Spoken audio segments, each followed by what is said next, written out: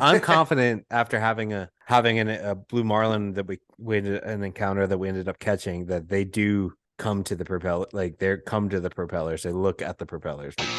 And how did it start out? Like, what was the origin story? Too much alcohol. Really? Okay.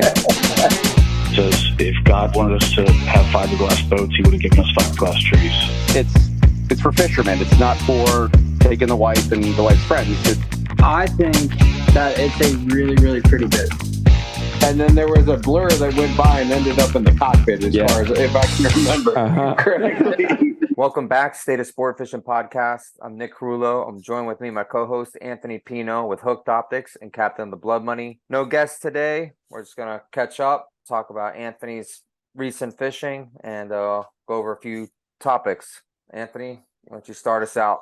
Yeah, we did a trip. I don't know if I talked about it anymore in the previous podcast, but we planned a trip, Guatemala and then to El Salvador, which is right next to each other. And the people, the Ramos family, who has a pair of ocean yachts down there, 50 footer and a 70 footer in Guatemala, were nice enough to let us literally borrow their boat and a lot of their crew members, or all their crew members. So to fish the El Salvador International Billfish Tournament, I believe it's called, put on by a gentleman named Paco Saka in El Salvador. And so that's what we did. We went down there.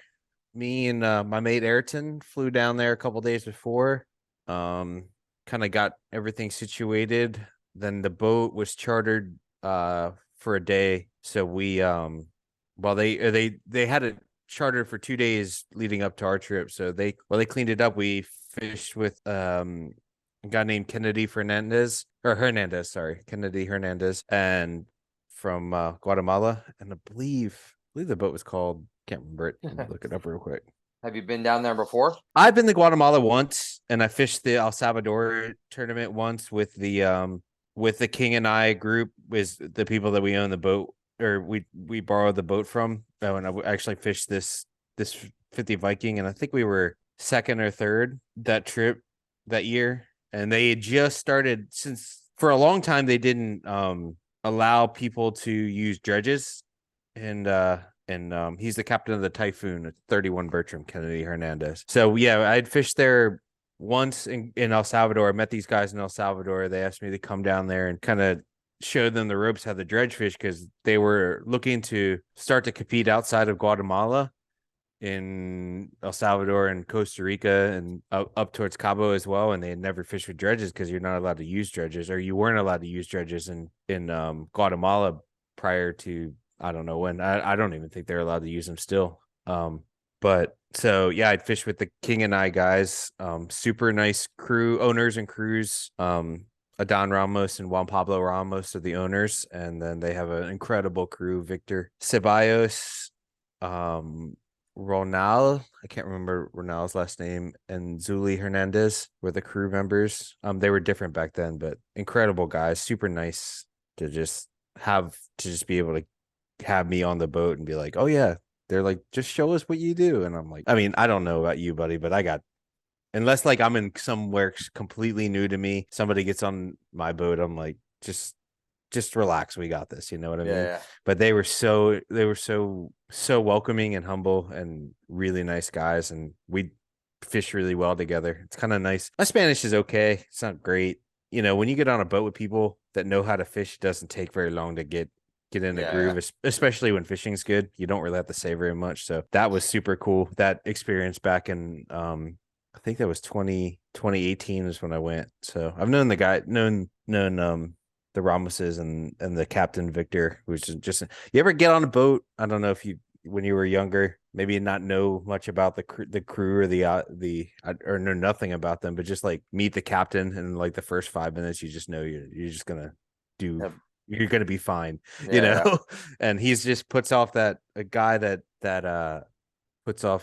walks the line of, you know, super humble, but very he puts off a confident aura about him. And I was just like, I didn't say but 3 words to the guy, but I was like, this guy's going to put us on him. And he did. And it was amazing. And we've been good friends ever since that trip, and we did another trip to Guatemala and fished with them again and had great fishing 2 years back. And then we did this trip where thankfully Victor rode with us. The idea was originally was they were going to use their 70-footer and we were going to use their 50-footer. So Victor was always going to be there.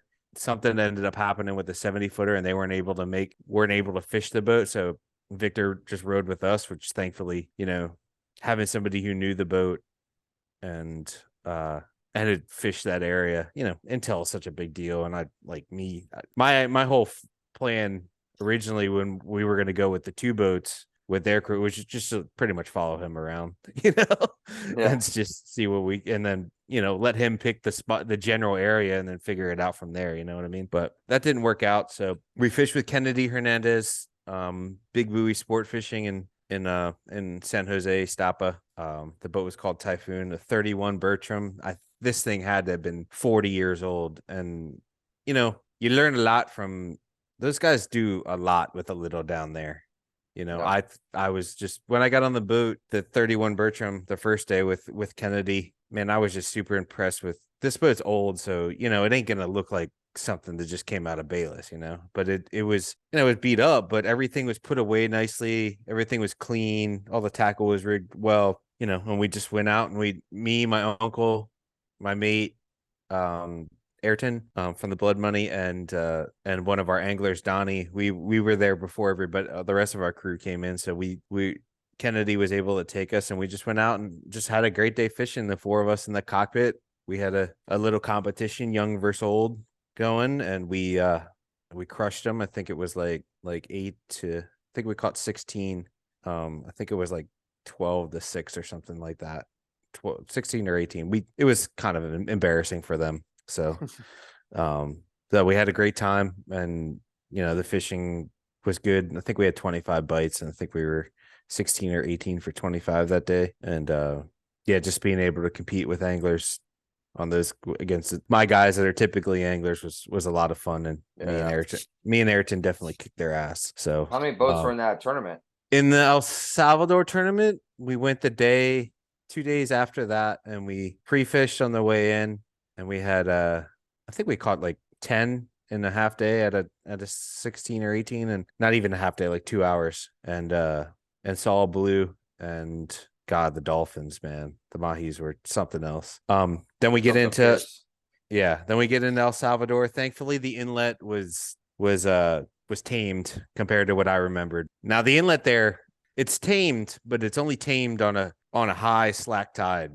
On an incoming, at the end of the incoming tide, or on a slack tide. Once the tide starts to roll out, or on a low tide, the low tide's completely impassable. It's just too shallow. So they set this tournament around the time of the month where you can leave in the morning and come back in the afternoon. Oh wow. You know what I mean? Because you can't get through the inlet any other time. So I think there was 30 boats in it altogether, 35 boats. All of them being from Guatemala or El Salvador, the majority of them being from El Salvador, but the majority of the boats, they kind of divided it up into sailfish and marlin category. The majority of the boats that were sail fishing were from Guatemala, and the Rum Line was there. Rum Line, the Intensity, a boat called the Allure, which was chartered, a Guatemalan boat chartered by an El Salvadorian crew, and a couple other the Captain Hook was there, a couple other the Guatemalan boats, the ones that you see fishing there.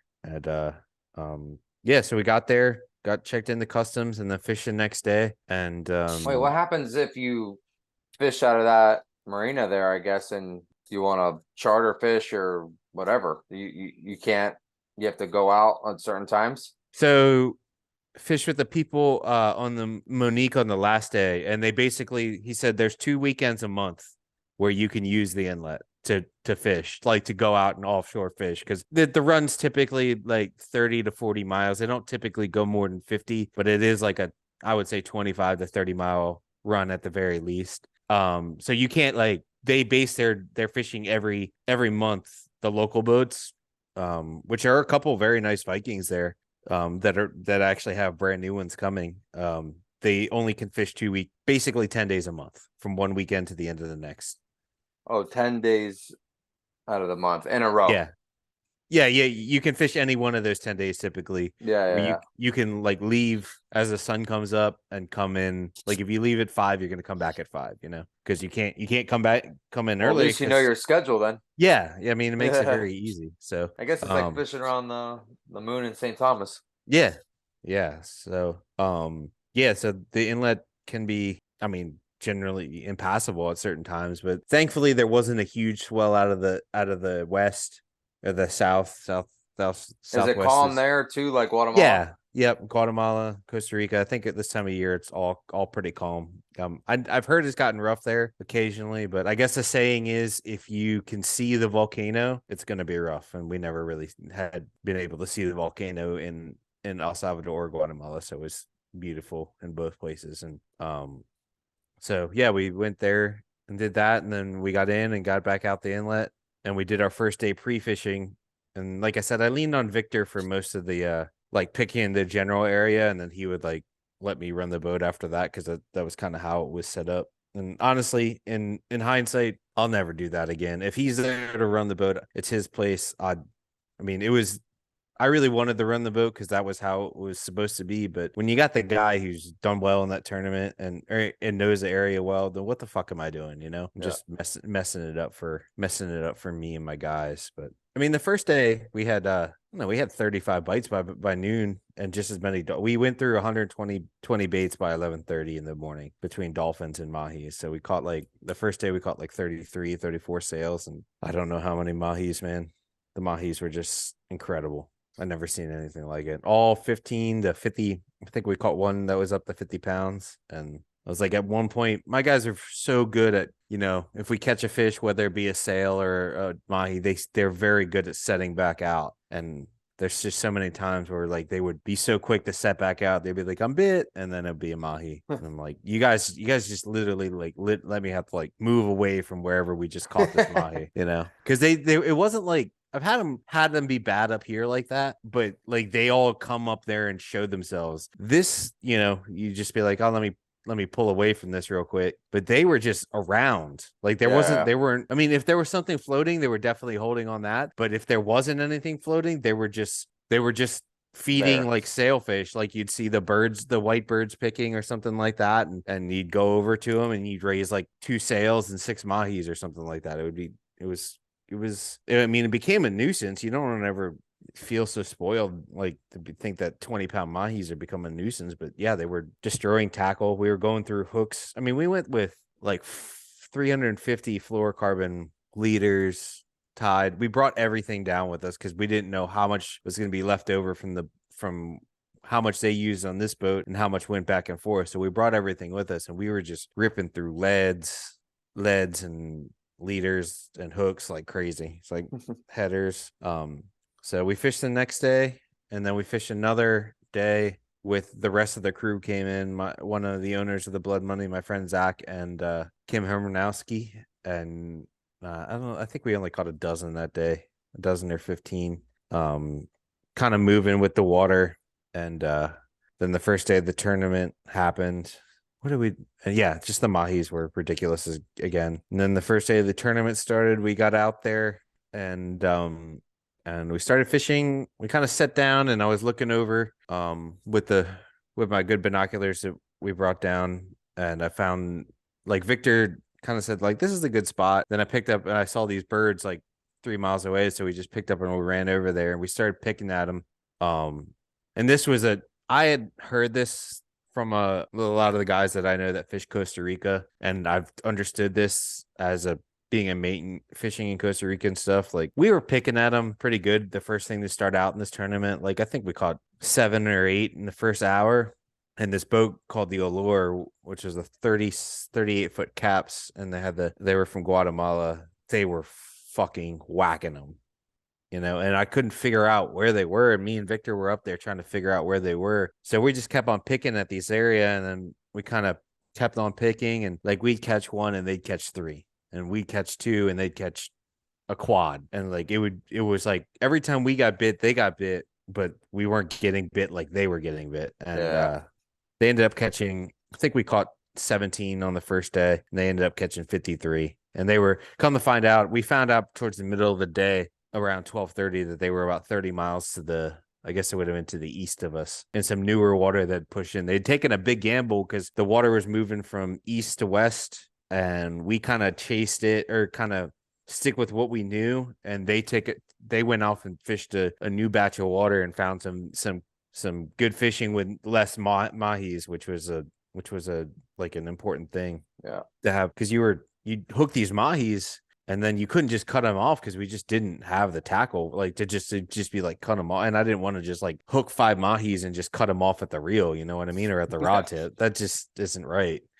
So, but catching these 15-20 pound mahis took up time too. It was like catching a sail.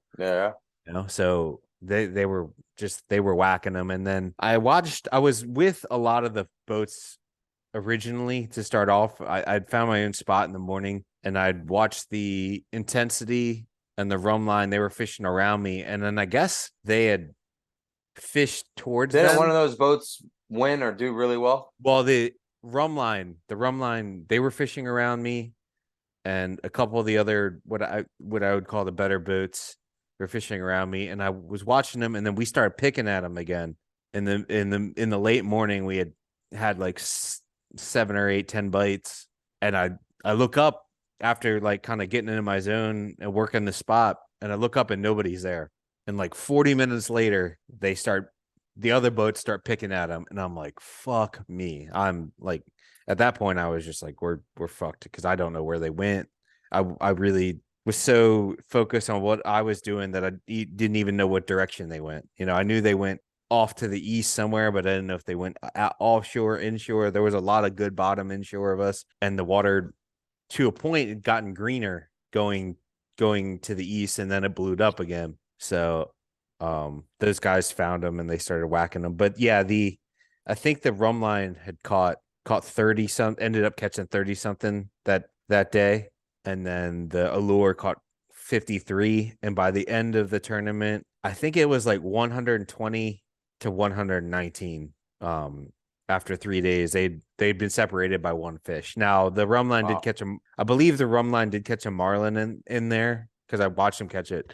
But yeah, I mean, I was like, we're all fishing for second place, but not the guys on the rum line. They gave it a good go of it, and almost tracked those guys down. I think if it would have been another hour or two, maybe they would have caught them, But the blue marlin didn't count, or it did. It did. It's 500 points versus 100. So I don't know if they did catch in the overall. I don't know if they caught 114 in a marlin, or they caught 119 sailfish. You know what I mean? And they lost by one sailfish. So, but I mean, in 3 days of fishing, for the top 5 boats all caught 90 plus sails.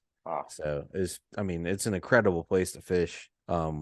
And then we started having boat issues, which me and Ayrton and Zach and Victor, we were having control issues with the Glendenning, which was terrifying, because the boat, when we were getting fuel, just decided to take off on us. So we tried to happen. You've had that happen with the Glen. Well, I'm saying, with the Glendenning. Yeah. Really? Yeah. Jeez. Do you have Glendenning controls in your boat now? Yeah. It's terrifying, dude. Yeah.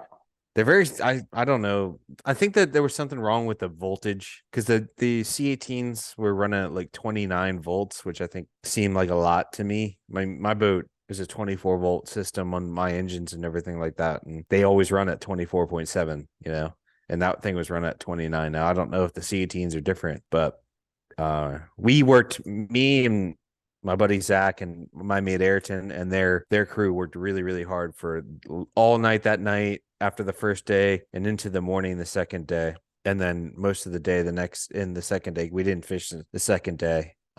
We did a couple sea trials and couldn't get it to act the way we wanted it to. So we had 110 miles to go back to Guatemala, and we wanted to make sure that the guys, me and Ayrton were going back, and I wanted to make sure that the guys didn't get stuck in El Salvador. So we decided to bail on the last day as well. Thankfully, we got the ride. That everybody in the tournament and all the boats around were super nice. Me and Donnie and Kim, my mate Ayrton, fished on the Monique, which is a local boat, a 55 Viking. They let us fish the rest of the tournament with them, and my uncle fished on the happy hour. I think they're good customers of the Billfish group, and my buddy Zach fished on the Spindrift, and we all had good fishing. So thankfully, that was the only way we salvaged it, and it really validated on the way home. On the way home, it really validated us laying those 2 days with the King and I, because when we were running home, the boat while we were cruising, the boat took off again, like just set it to the pins. So ended up shutting her down and 10 knotting at the way home. So all in all, the fishing was incredible. I wish that it would have worked out. Boats are boats, and very thankful for the amount of support we have. Even in a small town like Ocean City, let alone South Florida, like you can get anything for a boat there. El Salvador, not so much. Yeah. We were taking apart extension cords trying to make new wires, because we were trying to rule out problems and stuff like that. So we were taking apart extension cords and making new wires, dude. It was, Always it is something. what it was. Yeah. So, but like I said, the fishing for the top 5 boats in the tournament in 3 days, they all catch 90 plus sails. Couple marlins mixed in there. The most incredible mahi fishing. I know you guys got good mahi fishing in Miami and down in the Keys, but I used to, but I'd put that stuff up to put that El Salvadorian mahi fishing up against anywhere, dude. Yeah. Never seen anything like it. how many kind of going into one of our debate questions, how many center consoles were in that tournament? There were a few, and the happy hour was a big 41 foot pursuit, and I believe there was a hydro sport as well, quad outboard boats. And how did those boats do? Man, the last day, the happy hour was in the fleet. Then they think they caught 45 on the second day when they were all together. 45? Wow. Yeah, when there's I think they might have taken a daily that day. And then that's pretty damn good. Yeah, and then they were fishing around more traditional sport fish boats and inboard sport fish boats with bridges and everything. And I mean, this is a big center console. They had the dredge booms and everything. The boat was set up really, really nicely. And I think they ended up 4th overall, catching 90 plus. Wow. I think the first day they were still fishing around us at the end of the day. So I can't say like they caught like 18 on the first day. So it wasn't like they didn't. I just don't think they were quite in the right spot on the first day. Whereas in the second and the third day, they were in the right spot, and they were plenty competitive. I think they caught 40 something and 30 something or something like that. I can't remember, but they were competitive, which was surprising because, I think the debate has always been, like bigger traditional sport fish style inboards are going to outfish an outboard boat, trolling. I know down your way, it kind of, does it really matter as much? Yeah, I mean, When live baiting, live baiting. I don't think so.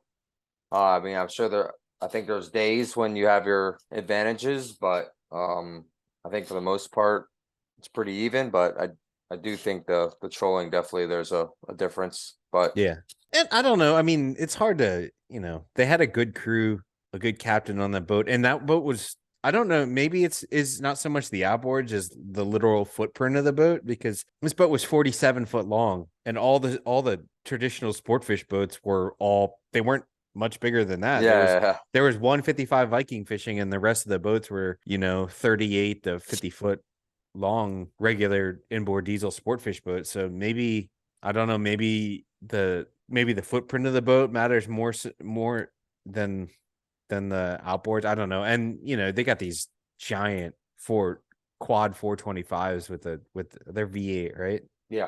Yeah, so like, I don't know, maybe they make a much lower, more similar to an inboard sound than your typical 225 or 250 four stroke. I don't know, but when they were in the fish, you'd look around, and when everybody was backing up, they were backing up or doing whatever center consoles do. So, going forward. Yeah. So I don't know. I mean, you could argue to the cows come home about the idea that, I don't know. I think up here, there are some center consoles that do really well, but I would say, like, when it comes to the bill fishing, I find it I don't find that the center consoles do as well, but I don't know if it's just because a lot of people that have center consoles don't really focus on the bill fishing up here, and I don't. Yeah. Maybe they're not privy to the intel and having, but yeah, I just don't know if they're they're just not in tune with maybe the network and where to be as much as when I'm out there marlin fishing and I'd look around and unless there's a good bite in 50 fathoms, I'm not seeing a lot of center consoles.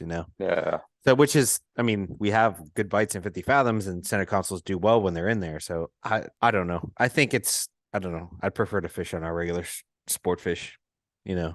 and these boat in the tournament, the way it was set up, there was a really a big advantage to having a much faster boat. So they had an advantage there. So they could fish they almost got almost an hour and a half of fishing on most of the other boats. The couple big center consoles there. So maybe that had something to do with it too. Because when you get there and you're the one getting bit from the get go, it seems like if the fishing's good, it doesn't seem to let up for the guy who gets it started, at least in my opinion. Do you feel like that's the same live baiting? Yes and no, I guess. Yeah.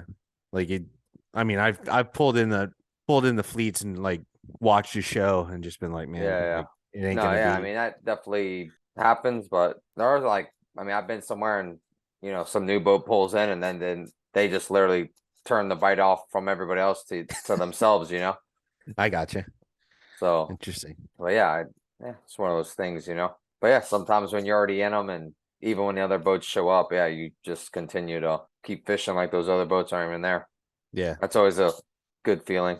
Yeah, and then they get so pissed off, and then they just drive away. Yeah, or you just lose, or if you're getting bit, because I felt like we were getting bit pretty good around those other boats in the morning, and then the other boats go off and they find something better, and you're just like, oh, I've completely ruined this day.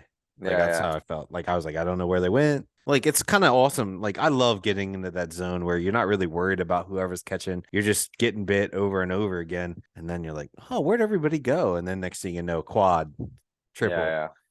And then you're like, I'm messed up. Or you leave an area.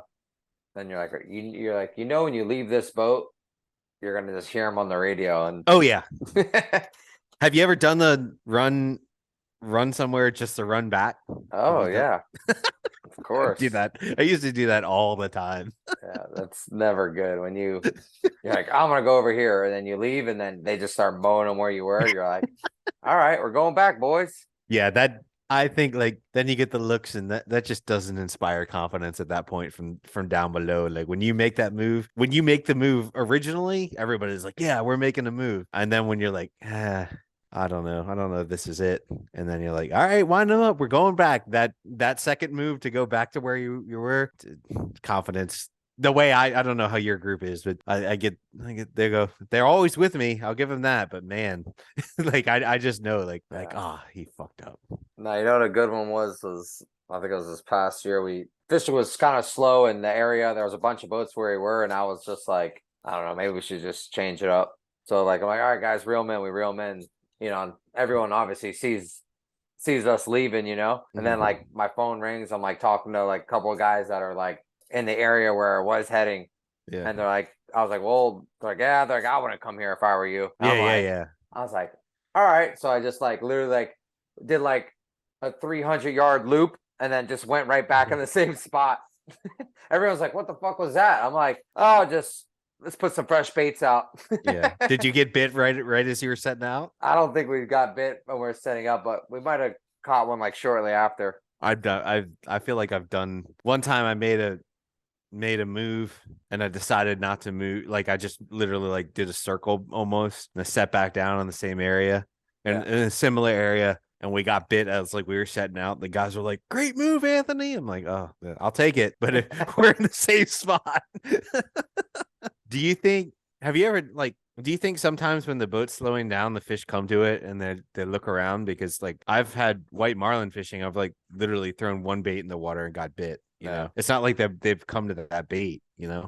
So I've had that too, live baiting where you stop the boat and throw a bait in the water and that thing hits the surface and it's just the thing was waiting for it, Yeah. I feel like sometimes it might be a tactic to just like pick up and do a circle and set back down on your. If you're marking them, you're not getting bit. Just pick up and do a circle real quick, and then set back out, and maybe you'll raise one like that and get it started. Maybe I'll try that next year or whenever I fish again. Yeah. But do you find yourself, you had pretty slow fishing last sailfish season, right? Well, for me, definitely, and But just overall, I think it was overall pretty slow. I mean, there was a tournament where they did have some really, really good fishing. I think overall it was a slower year. I think this year is hopefully already on track to be a good year. I mean, they're already catching them pretty good. So, do you find yourself having to be, like, I don't know, when fishing's good, like you start hearing somebody could catch a couple, you're like, man, I got to be there because it's going off. Whereas like when fishing's slow, you hear somebody catch a couple, you're like, man, like, I don't know if that's, necessarily I need to be there. You know what I mean? Like, is absolutely. it how long do you find yourself changing a couple things up versus when it's good and when it's not as good? Yeah, I mean, especially if it's slow, you can't really, if it's fishing slow, you can't really run off a few fish, Yeah. Because what's a few fish? I mean, you could catch a few fish anywhere, I mean, the slowest of slow fishing, and even if you're making a move somewhere and you find that one free jumper turns into a double or triple or whatever, and now you're already you're on the top of the board already with I mean. But and that being said, like when you catch one, do you like, and it's different because you guys are drifting, so you're not covering as much ground as we do up here trolling. But like, and also it depends too, like, are they catching singles or are they catching multiples? Yeah. Because I don't know about, like, if you hear one boat and fishing's, I'd just say maybe on the slower side, and one boat catches a multiple, you're not going to go run there for a multiple because that was basically one encounter. Yeah. Versus a guy that just caught 4 singles in a row, that's different. Yeah. Then that's more of like a bite, Yeah.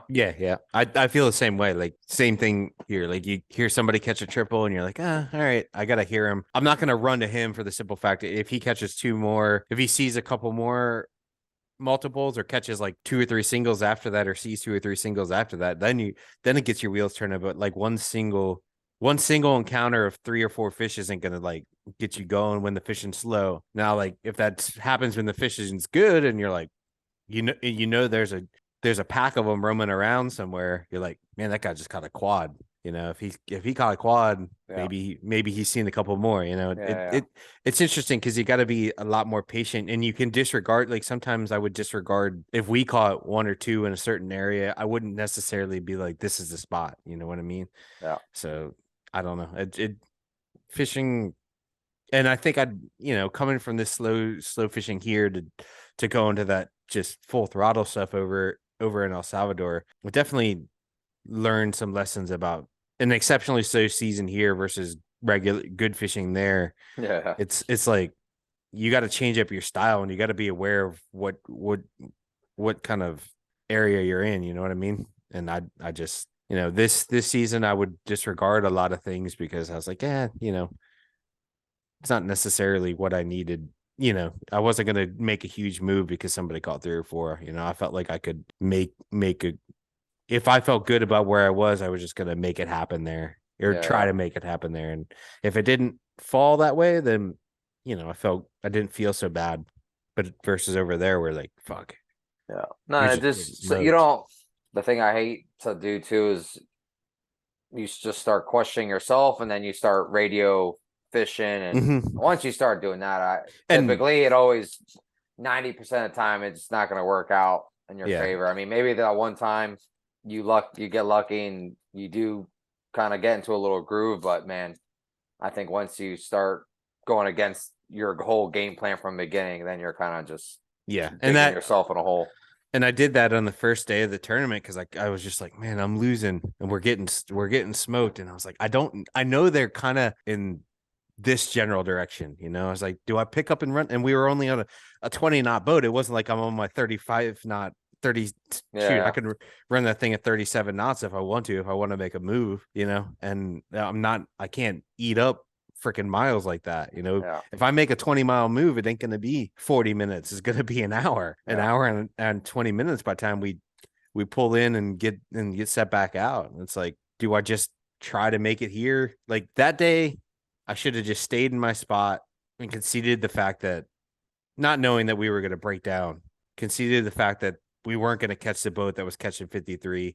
If we ended the day with 25 or 30, or maybe, 17 to 30 fish, that would have been fine, because you could always, you don't think you can catch that, but obviously the rum line, they showed that you could catch them, anything's possible. So lesson learned, definitely learned a lot, because like I said, I hadn't really run a boat in that sort of fishing. I've run a boat, but in that sort of fishing, but not in a competitive environment, like that. And I was definitely a bit frazzled. Yeah. And especially when you are hearing fish being caught like that and you're not, it'll get to you really quickly. Yeah. And it'll just, like you said, you really just test your commitment and, like, I guess, gut to certain areas, Yeah. And it's like, it's one thing if you know where they're at, you can either at least make that decision and be like, it's too far for us to go, or we can make the move. You know what I mean? But when you don't know exactly where they're at and time is just ticking away and you're just hearing them rattle off fish, you're like, man, like, I don't know what to do. And then you lose track of what you're doing in your spot. Yeah. But I'll tell you what, there's some sailfish, live bait boats here in South Florida that there's some Viking boats that I can tell you, I mean, they just seem to get bit. I mean, yeah. I don't know what it is, but I just feel like, I don't know, something about certain Viking boats, I don't know, C18 boats or whatever they are. Yeah. They get bit. Well, I think if Leo, especially the older ones too, man. You see these old Vikings just, they stop and get bit, and then they move, they get bit. You're like, what? Yeah, I mean, like the old Miss Annie, that boat used to get, but look who was driving it. He was out there every day, Yeah. Randy or Maddie, when he ran it, like, they were always out there fishing. So it's like, how can you say that it's the boat? I mean, those guys on a canyon runner up in New Jersey, they're catching tunas all the time, but they're out there all the time. And that boat, I mean, that thing was, I think it's 48, like a 1990 48 Viking. I don't know how many hours I got on that thing, but so I don't know. And that going into noise and vibration, harmonics, noise, vibration. What do you think, buddy? I'm with this one. I'm with it. Do you think it's in your head as much as anything? I don't know. Probably. I mean, I think at times, I think most, maybe not all fishermen, but I'd say a lot of us probably get superstitious about certain things. Oh yeah. I think we all have our weird rituals that we do, especially maybe on tournament days and stuff. But, I know a captain in Central America who had his boat, had the alignment checked every tournament on the boat, every tournament. I've had the alignment on our boat checked. I never once had the alignment on the Viking checked, or maybe once. And I think I've had the alignment on the Cason checked twice. And once was because we had to remove the shaft anyways. So it's like, but there's some people like this captain, he had to have it done every tournament, no matter what. And he had to have the same guy come and do it. It's crazy. I mean, there's a lot of guys that have their own, I mean, maybe not quite like that, but I'm sure there's a lot of similar. I know people that have up here that have like, well, we've had three bad fishing days in a row, and we were in the fleet and we weren't getting bit, and they just pull the boat out and change propellers. Have you done that? No, I haven't done that. I haven't. I only have one set of propellers. I mean, I've seen a boat in a live bait tournament that a very good boat not do well.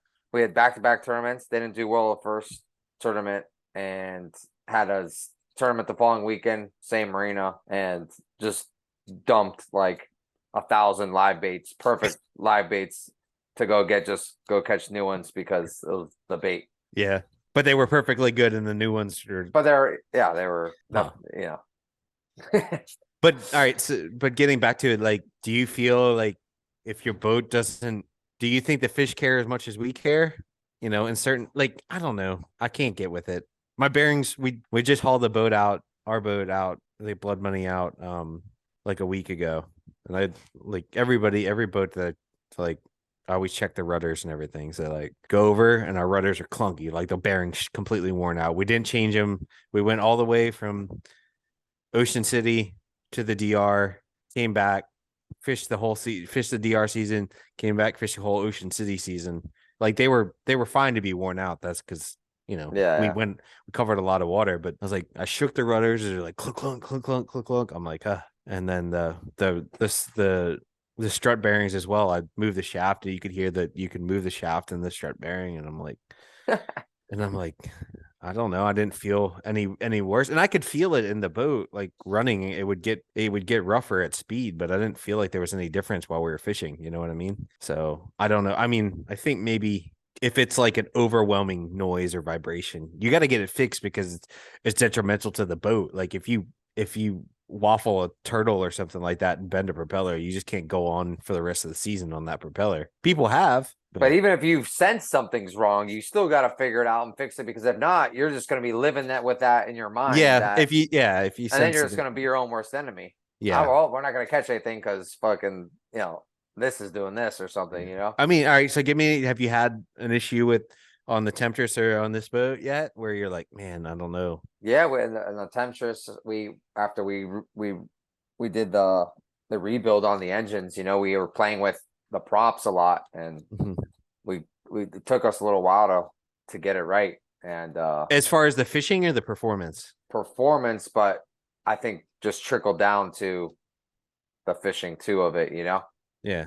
And yeah, a lot of, like I said, changing. We had interceptors and then trying to order, non-interceptors, and it just a lot of back and forth and getting in your head. And then you like look at the back rail and you see like on one trip it's like smooth as butter, then the next trip it's like rattling. You're like, oh man, something's wrong again. We got to go back to the yard, Yeah, I will say, like, if the rod tips are freaking really moving when you're running, I was like, you gotta investigate. Now, I don't know if that necessarily means pulling the boat and changing everything, but we have two sets of props. There's a primary and a spare set. And the old props, they're the original props that they had figured out worked better, that are the spares. And then, I mean, we've only ever had this set of props on, and I know that the other ones perform better. At least that's what I'm told. I've never had them on, but I feel so good about these props that I can't even think about trying them. You know what I mean? Because I'm not the kind of guy. We have a nice boat. We have a good budget on the program, but I'm not just going to pull the boat out, spend $800 to pull the boat out, put the boat back in, switch the wheels, put the boat back in, and then go run it, and then pull the boat back out just to put the original wheels on. Like, if there's nothing wrong with what we got, I'm not going to try and fix it, but so I don't know if there would be any better or worse, but I feel good about these propellers. So I guess I do subscribe to the fact, like, I don't necessarily think that everything always needs to be 100% perfect, but I feel comfortable with those sets of propellers. And if we ever had to get a new set of propellers, I don't know I'd probably be a little nervous to start off the fishing, because I think we would try to get a little bit more performance out of the boat. But like, I don't know, you're telling me about having gyro issues, and this is something that, just about anybody who's had a gyro in their boat, has dealt with, is the bearing. I guess it's a bearing going up and making a horrendous sound. I don't even know what it is, but it's a horrible sound. Yeah, it's just a loud squealing. Happened to us and started happening in DR, and obviously, I mean, me, I don't like noises, so automatically I'm like, oh, we're not catching any more fish, And, do you feel like, so that last tournament, if I can recall, you said something along the lines of, we raised a lot of fish, but we couldn't get them to bite. Do you think that had an issue with it? Had something to do with it? Who knows? I mean, because that day it was happening, I would have said yes, 100%. But then I think the next day, because I ended up fishing with it on that day with the squealing, and we saw a lot of fish, just not getting them to commit. And then I think the next day, I didn't even turn the Seakeeper on. I'm like, all right, well, fuck that thing. I'm just gonna go no Seakeeper, or just go one Seakeeper, and then I think we were 1 for 2. So we didn't even see him. Didn't even see him. I got you. Yeah. So I'm like, oh well. Yeah, I mean, there's so many variables that can go into, like, just comparing those 2 days. Like, were you on the right fad that day, or what did you maybe fish a fad? Did that fad get fished out and the fish weren't there the next day? Like, it's so difficult there's so many different there's not very many constants other than the boat, you know. Yeah.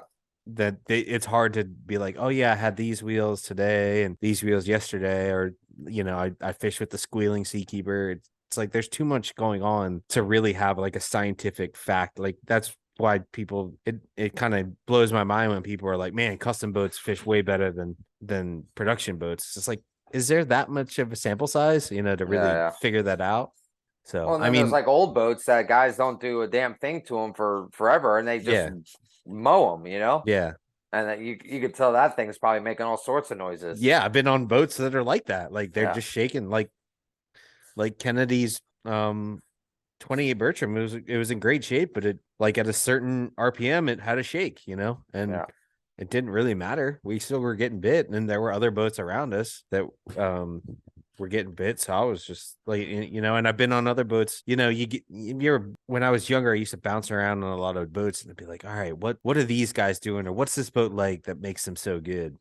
Then you get on the boat and you're like, everything's shaking. There's stuff rattling out of the screws rattling out of things. And you're like, it's definitely not the boat. Yeah. You know? It's definitely because it's not, you know, it's smooth. It's smooth. You know, it might be the boat, but it might be because it's shaky. Yeah. You know what I mean? Like, I know everybody tries to get the smoothest boat, and I love having the boat, how it feels when you got new bearings and everything. Like it feels so good when you're running along. But, you know, towards the end of the season, when I start to feel that shake in the strut bearings and I can hear the rattle in the rudders, I'm like, it's not necessarily like keeping me up at night, you know. Yeah. But I don't know. I find that interesting. You guys up there paint fish on the bottom of the boat? Oh yeah. Oh yeah. What do you think of that one? I have a solid bottom. You know, I don't know. I mean, have you ever like been in the water and watched a boat go by? Because I can't say that I like a boat with a full spread. You can't really I mean, I haven't seen a spread go over my head, but I've seen a boat go over my head, and I don't know if I have as good as eyes of as a billfish, but yeah, I don't think you can really see the bottom of the boat. Yeah, I mean, like I don't think you can make out, you know, maybe if you put like a Mylar type one, maybe that's one thing, but I don't know if you painted gray or blue or, you know, even white. I don't know.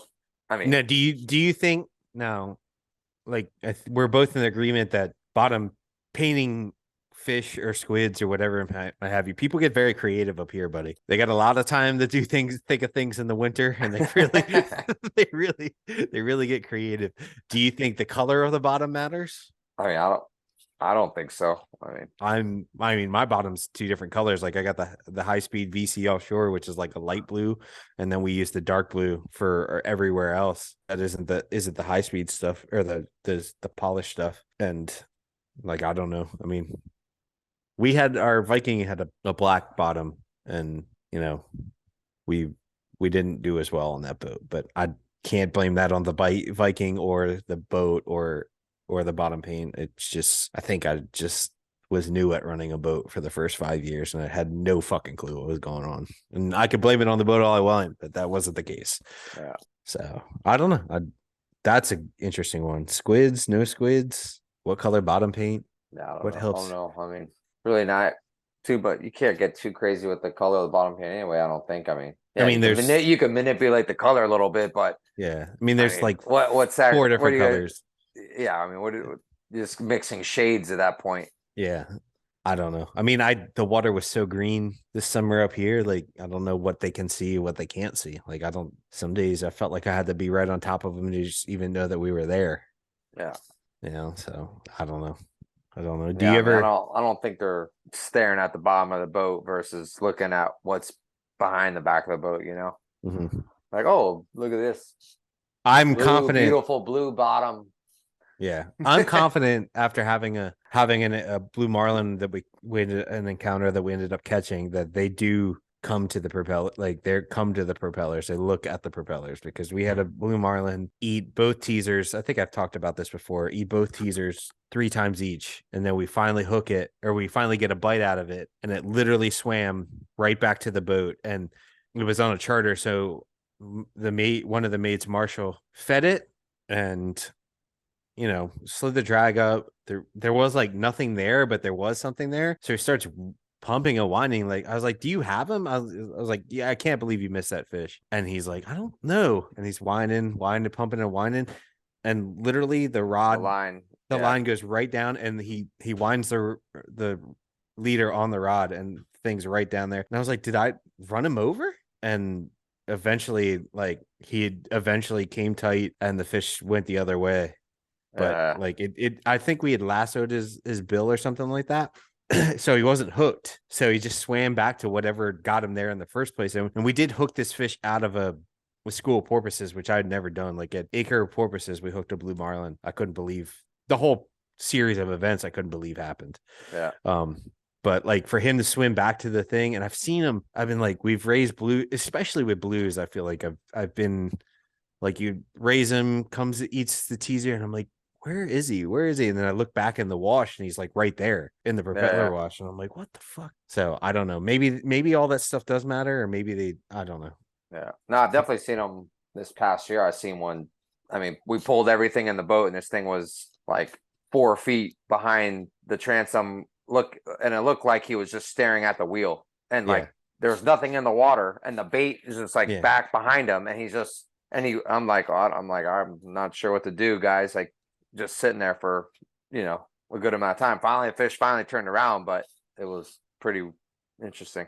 Yeah, I mean, I feel that. I don't know. Maybe it's so much more noticeable with the blues just because they're bigger and they have that dark shadow you can see through the wash sometimes when they're in it. But like, I feel it more with the blues when they're like, they will come back to the boat, or maybe. And I feel like that's what brought them there. And I did sell somebody, Johnny Duffy, the boat builder around here, world-class captain as well. I was like, I told him about that, and he goes, well, that must mean that everything's good on the boat. Like everything's aligned. And I was like, all right, I guess. I mean, it feels a little shaky to me, but I guess if he's definitely not scared of it. So that's got to be a good thing. But I don't know. I think sometimes we give the fish. I don't want to say we give the fish too much credit, because that would be disrespectful, but like to maybe think that we overcomplicate it, because I'm a confident believer that 95% of the fish that even in South Florida we catch or we see, they've never been caught or seen a boat before. Maybe it's less in South Florida since it's kind of, there's so much fishing that goes on, but like up here where we get these fish that come from God knows where, like I can't imagine that many of these fish have ever encountered a boat before. Yeah. I mean, I'm sure they've encountered boats, but actually boats fishing for them, you know what I mean? Yeah. So I don't know. I think sometimes we give the fish maybe not too much credit, but maybe we overthink it a little bit. Yeah, we definitely overthink it. Yeah. That's a part of it. Yeah. So, but yeah, man, I don't know. We could go on for hours about that. We should bring some other people on there, like, or maybe, yeah. I mean, maybe get some guys up there that will go nuts for the harmonics and stuff. How about in Miami? Maybe we get some guys together. We do a pod talk.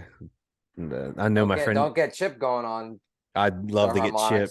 My buddy Sean, who's the captain of the Viking boat, whoever else is around that weekend, maybe we could get like some debate going and see how much just those people that we would talk to would give us so many different answers. I think. I don't know. Maybe not. But if anybody does have a comment on harmonics, what type of boats catch more fish, we'd love to hear it, because I love a good debate on the internet. So that'll be good. So, thanks for listening, guys. Check out hookedoptics.com, billfishgear.com. See you next time. Come see us in Miami. That's right. Live pod.